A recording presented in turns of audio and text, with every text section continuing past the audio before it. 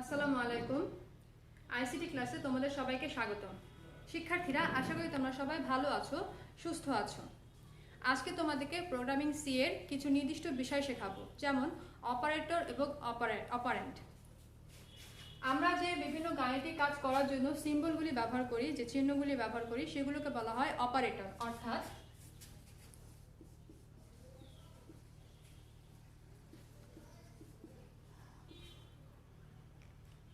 Operator এবং operant. Operator হচ্ছে বিভিন্ন চিহ্নগুলি, যেমন যোগ, বিয়োগ, গুণ, ভাগ। এটা হচ্ছে সাম, এটা সাবট্রাকশন, এটা মাল্টিপ্লিকেশন,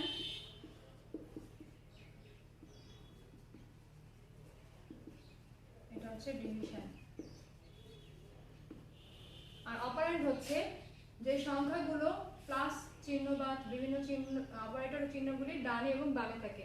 অর্থাৎ আমরা যদি লিখি sum equal to A plus B, এক্ষেত্রে এ এবং বি হচ্ছে অপারেন্ট, এই ভেরিয়েবলগুলি হচ্ছে অপারেন্ট। সাম হচ্ছে অপারেন্ট, সাম হচ্ছে অপারেন্ট, আর এই চিহ্নগুলি হচ্ছে অপারেটর, এই চিহ্নগুলি হচ্ছে অপারেটর। এছাড়াও আরো অনেক ধরনের অপারেটর আছে, যেমন equal, equal equal, minus minus, plus plus, সেই সঙ্গে ডিভিশন। এখানে খেয়াল করে দেখো, কম্পিউটারের ক্ষেত্রে সি প্রোগ্রামিং এর ভাষায় গুণ চিহ্ন সিম্বলটি হচ্ছে স্টার সিম্বল, এটাকে বলা হয় অ্যাস্টেরিক্স। এটা হচ্ছে ডিভিশন, এটাকে বলা হয় ডিভাইডার। এছাড়াও আরো অনেক ধরনের সিম্বল আছে। তোমাদের বাড়ির কাজ হচ্ছে এই অপারেটরগুলি সম্পর্কে ডিটেলস দেখা। তোমাদের বাড়ির কাজ অপারেটর করবে, সেই সঙ্গে অপারেন্টের সবগুলি কিছু দেখবে। এখন তোমাদেরকে আমি কয়েকটা উদাহরণ দেখাচ্ছি। এখানে লিখেছিলাম সাম, এখন যদি আমি এখানে লিখি sub equal to A minus B হবে। একই রকম ভাবে মাল্টিপ্লিকেশনকে সংক্ষেপে লিখলাম মাল্টিপ্লিকেশন, এখানে লিখবো এ স্টারিক্স বি, ডিভিশন এ ডিভাইডার বি। আর তোমাদেরকে আমি আগের ক্লাসে প্রোগ্রামিং দেখিয়েছিলাম, যদি আমরা পাই আর স্কয়ার বৃত্তের ক্ষেত্রফল বের করেছিলাম, তখন কিভাবে করেছিলাম সেটা করেছিলাম এরিয়া ইকুয়াল টু পাই, এখানে পাইয়ের মান দিয়েছিলাম আমরা 3.1416, একটা স্টারিক বা একটা গুণ দিয়ে আর লিখেছিলাম, তার সঙ্গে আরেকটা গুণতে আমরা আরেকটা আর লিখেছিলাম। এইভাবে যদি আমরা দরকার হয় আর স্কয়ারের মান বের করতে পারবো, বা যদি কিউব থাকে তাহলে আমরা কি করবো, এখানে আরেকটা স্টার দিয়ে আরেকটা লিখতে পারবো। সেটা আমাদের যতটুকু দরকার হবে আমরা সেভাবে কাজটা করতে পারবো। আর যদি কখনো আমাদের স্কয়ার রুট বের করতে হয়, স্কয়ার রুটের মান, সেক্ষেত্রে কি করতে হয়, এখানে লিখতে হয় এস কিউ আর টি। স্কয়ার রুট লেখার পর ব্র্যাকেট দিয়ে যদি আমরা এখানে কোনো সংখ্যা লিখি আর গুণ আর বা যে কোনো কিছু, তার মানে পুরোটার উপরে স্কয়ার রুটটা হবে।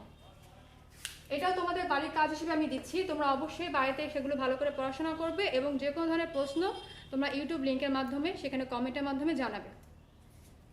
এরপর তোমাদেরকে আমি একটা ইম্পর্টেন্ট জিনিস শেখাতে চাই, সেটা হচ্ছে এই যে আমরা এখানে লিখেছি sub equal to A minus B, এখানে এ মাইনাস বি এটা কি, এটা হচ্ছে এ একটি সংখ্যার ভেরিয়েবল, বি একটি সংখ্যার ভেরিয়েবল, অর্থাৎ এ থেকে বি বিয়োগ করতে হবে। বিয়োগ করার ফলে যা থাকবে রেজাল্টটা, সেই মানটা থাকবে কোথায়, সেই মানটা আসবে সাবে বা সাবের মান। এটাকে বলা হয় ডেস্টিনেশন, এটাকে বলা হয় ডেস্টিনেশন বা গন্তব্য। আর এই ডান পাশেরটাকে বলা হয়, ইকুয়াল চিহ্নের ডান পাশেরটাকে বলা হয় সোর্স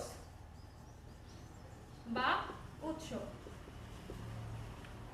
অর্থাৎ ডান পাশে হচ্ছে সমান চিহ্নের ডান পাশে থাকবে সোর্স, অর্থাৎ কোথা থেকে ডাটাগুলি আসছে সেই ডাটাগুলি, আর ডাটাগুলি যাবে কোথায়, ডেস্টিনেশন কোথায় বা গন্তব্য কোথায়, গন্তব্য হচ্ছে জমা হবে বাম পাশে, ইকুয়াল চিহ্নের বাম পাশে যা লেখা থাকবে সেখানে, অর্থাৎ সাবের মধ্যে।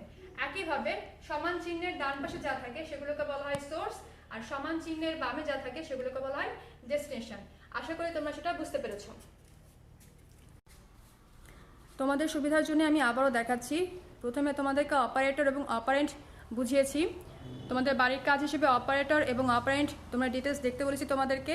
আর এখানে সমান চিহ্নের ডানে এবং বামে কিভাবে লিখতে হয়, অর্থাৎ কোনটা ডেস্টিনেশন কোনটা সোর্স সেটা বুঝিয়েছি। বিভিন্ন ধরনের অপারেটর ব্যবহার করে কিভাবে রুলস ফর্মুলাগুলি লিখতে হয় বা প্রসেসিং কিভাবে করতে হয় সেগুলি এখানে দেখানো হয়েছে। এখানে তোমাদের যে কোনো ধরনের সমস্যা হয় অবশ্যই তোমরা যে কোনো প্রশ্ন করবে এবং আশা করি ঠিকমতো পড়াশোনা করবে। শিক্ষার্থীরা, এখন তোমাদের সি প্রোগ্রামিংয়ের যে বিষয়টি নিয়ে আমি আলোচনা করব সেটি হচ্ছে কন্ট্রোল স্টেটমেন্ট। কন্ট্রোল স্টেটমেন্ট মানে কি? যে স্টেটমেন্টগুলির মাধ্যমে আমরা প্রোগ্রামিংয়ের একটা নির্দিষ্ট প্রসেসিংয়ের অংশগুলোকে কন্ট্রোল করতে পারি। কন্ট্রোল স্টেটমেন্টের মধ্যে দুটো ভাগে ভাগ করা হয়েছে এটাকে মূলত। একটা হচ্ছে কন্ডিশনাল স্টেটমেন্ট আর আরেকটা হচ্ছে লুপ স্টেটমেন্ট। কন্ডিশন মানে কি? কন্ডিশন মানে হচ্ছে শর্ত। এবং লুপ কি? লুপ হচ্ছে যেখান থেকে শুরু সেখানে এসে শেষ হবে একটি নির্দিষ্ট শর্তের মাধ্যমে।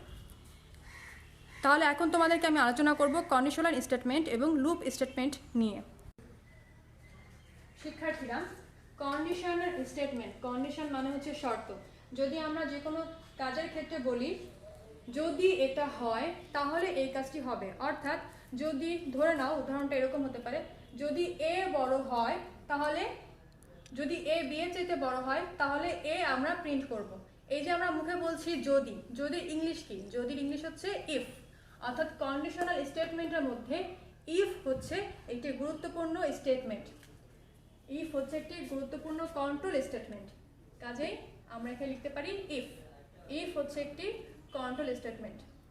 এছাড়া যদি এ বড় হয় বি এর চাইতে, কিন্তু যদি সি এর চাইতে এ ছোট হয় তাহলে কে বড়? সি বড়।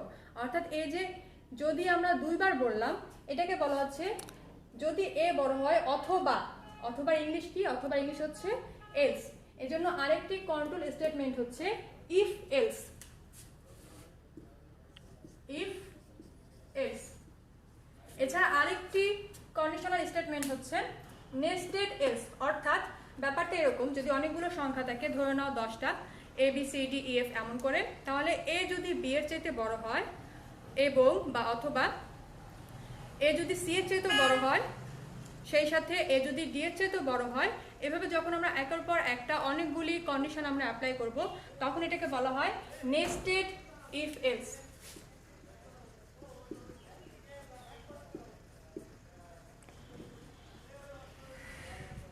তাহলে কন্ট্রোল স্টেটমেন্টের ক্ষেত্রে কন্ডিশনাল স্টেটমেন্টের মধ্যে থাকবে if, if else, nested if else, সেই সঙ্গে সুইচ।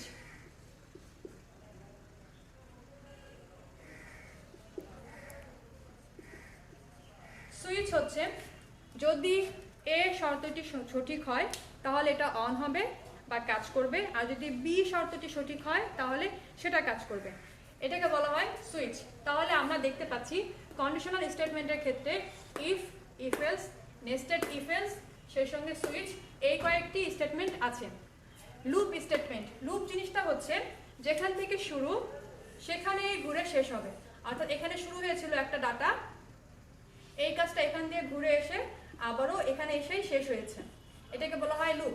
অর্থাৎ যদি শর্ত এ ঠিক থাকে, এ যদি, এখানে আমি উদাহরণ দিয়ে বোঝাচ্ছি, এ যদি 10-এর চাইতে বড় হয় এবং এ এর মান যদি 1 হয়, তাহলে যতক্ষণ পর্যন্ত এ এর মান 10-এর থেকে বড় থাকবে, 10-এর থেকে বড় না, 10-এর থেকে ছোট, এ এর মান হচ্ছে 1, যতক্ষণ পর্যন্ত এ এর মান 10 থেকে ছোট থাকবে, অর্থাৎ এ এর মান প্রথমে 1 আছে, এরপর 2 হবে, এরপর 3 হবে, 4, 5, 6, 7, 8, 9, 10 থেকে যতক্ষণ পর্যন্ত এ এর মান ছোট থাকবে ততক্ষণ পর্যন্ত এই কাজটা করতে থাকবে। অর্থাৎ এ এর মান 1 এর জন্য কাজটি করবে, এ এর মান 2 এর জন্য কাজটি করবে, 3 এর জন্য কাজটি করবে। এই যে মুখে বলছি জন্য, জন্য এর ইংলিশ হচ্ছে ফর। এজন্য লুপ স্টেটমেন্টের ক্ষেত্রেও যেটা মেইন স্টেটমেন্ট সেটা হচ্ছে ফর লুপ। ফর লুপ হচ্ছে লুপ স্টেটমেন্টের একটি ইম্পর্টেন্ট স্টেটমেন্ট। এছাড়া আর কি কি লুপ স্টেটমেন্ট আছে? এছাড়া আছে যদি এ এর মান 1 হয় তাহলে এই কাজটি করো। এজন্য এখানে লুপ স্টেটমেন্ট হিসেবে আছে ডু, অর্থাৎ করো।